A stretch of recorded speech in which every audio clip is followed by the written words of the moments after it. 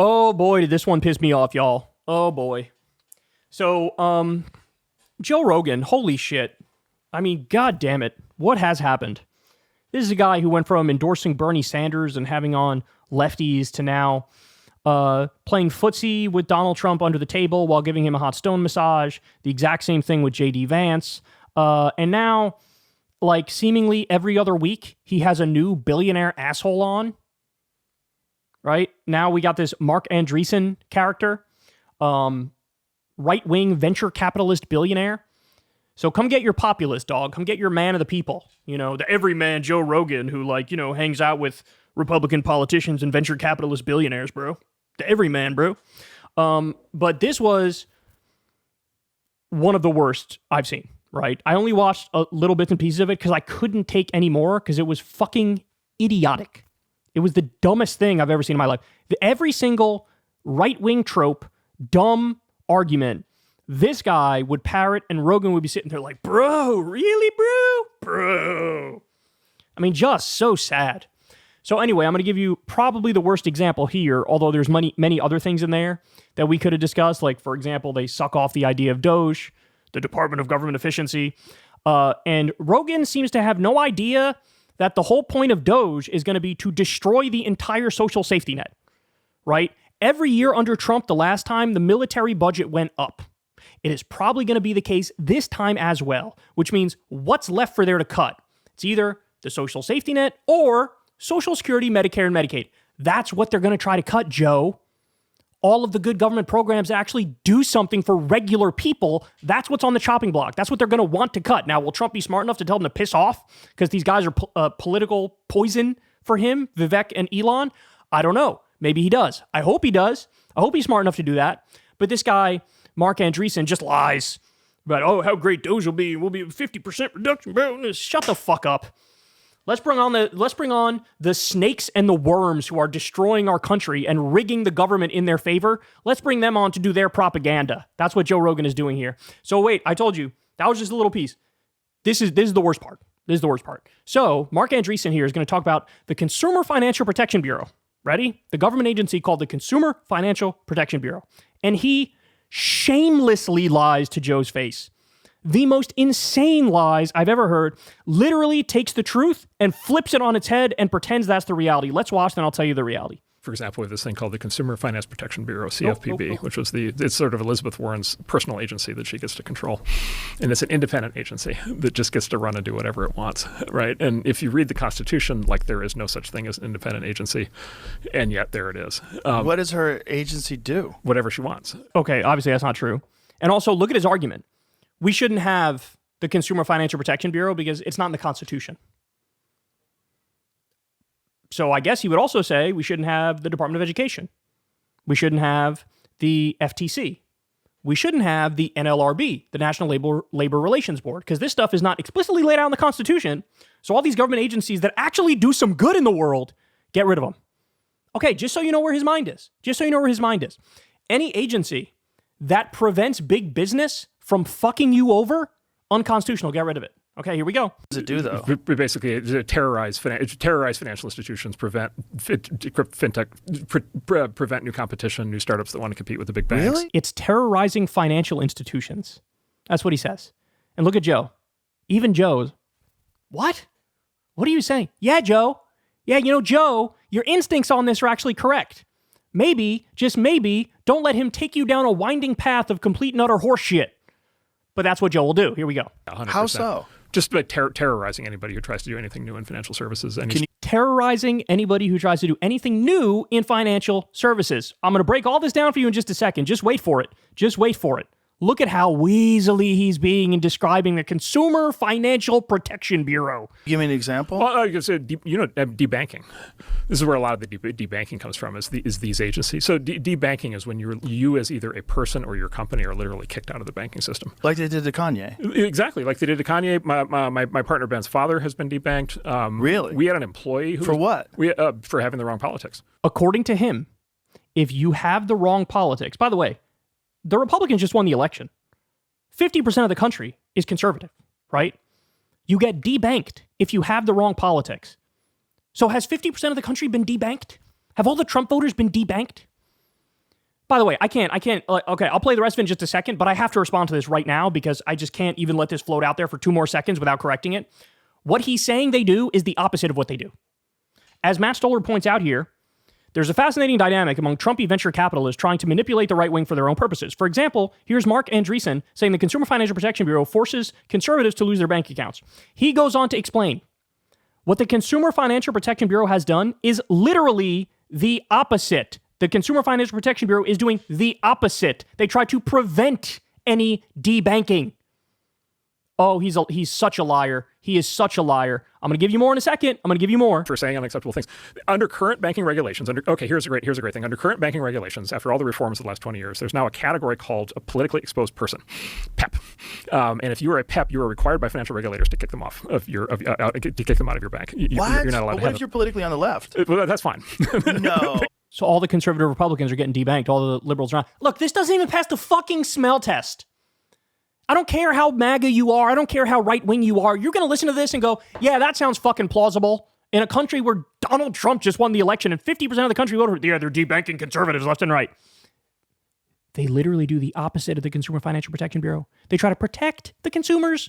Because they're not politically exposed. So no one on the left gets debanked? No, I have not heard of a single instance of anybody on the left getting debanked. Could you tell me what the person that you know did, what they said that got them debanked? Oh, well, I mean, David Horowitz is a right wing. He's pro-Trump. I mean, he said all kinds of things. He's been very anti-Islamic terrorism. He's been very worried about migration, all these things. And they debanked him for that? Yeah, they debanked him. So you get kicked out. You get kicked out of your bank account. You get kicked out of you can't do credit card transactions.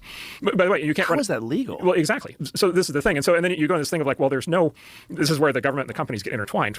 Back to your fascism point, which is there's a constitutional amendment that says the government can't restrict your speech, but there's no constitutional amendment that says the government can't debank you, right? And so if they can't do the one thing, they do the other thing, and then they don't have to debank you. They just have to put pressure on the private company banks to do it, and then the private company banks do it because they're expected to. But the government gets to say we didn't do it. First of all, drink some water, bitch. Second of all, lay off the fucking Adderall. Third of all, let me walk you through what the Consumer Financial Protection Bureau actually does. Joe, this took one Google search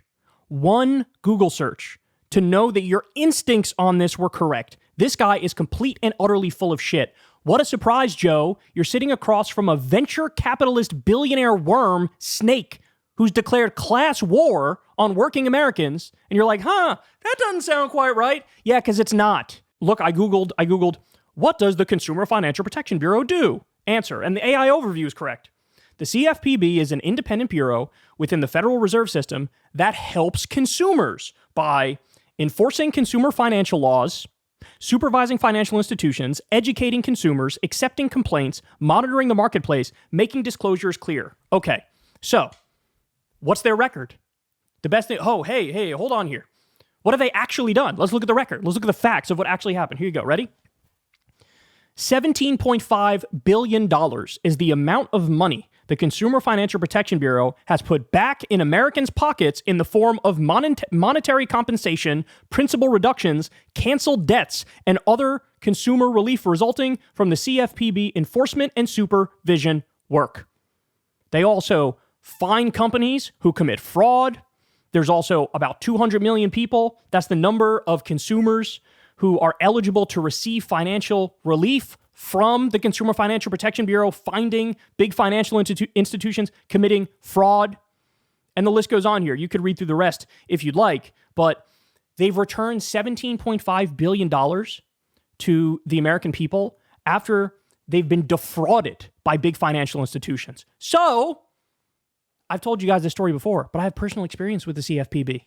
I was out drinking one night in New York City, gave my credit card to the bartender, accidentally left it there, right? Lost my credit card and had to call the next day, hungover, canceled my credit card. And the person on the other line of the credit card company said, hey, would you like to get some identity theft protection to make sure that this doesn't happen again? And my dumb hungover self went, sure, whatever, that's fine. They charged me $10 a month or $20 a month or whatever the fuck it was. Okay, whatever. Good stuff, right? Fast forward however many years, I forget how many years it was, let's go 4, 5. I get a check in the mail from the federal government, from the Consumer Financial Protection Bureau for hundreds of dollars. Why? As the letter lays out very clearly, this credit card company, which sold you identity theft protection, literally had no program. They were just stealing $10 or $20 from you every single month without any program whatsoever to prevent identity theft. They were robbing you. They were defrauding you. They were lying to you because that's what big financial institutions do. They care about their profit. They care about their bottom line. They're trying to make as money as humanly possible, just like this fucking asshole billionaire snake worm venture capitalist prick, Mark Andreessen, who's sitting in front of you and lying to your face repeatedly, Joe. How your new friends treating you, buddy? How your new friends treating you? Fucking lying to your face relentlessly like Donald Trump did, like J.D. Vance did. Sitting there across from venture capitalists, lying brazenly about the nature of the government and what it does. The CFPB is literally one of the best government agencies that we have. It actually does its job and delivers for the American people and has returned $17.5 billion that Wall Street ghouls have stolen from Americans.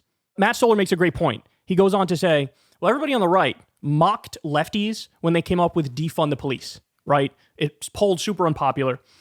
What Mark Andreessen is doing here to Joe Rogan's face is he's arguing for the rich person version of defund the police.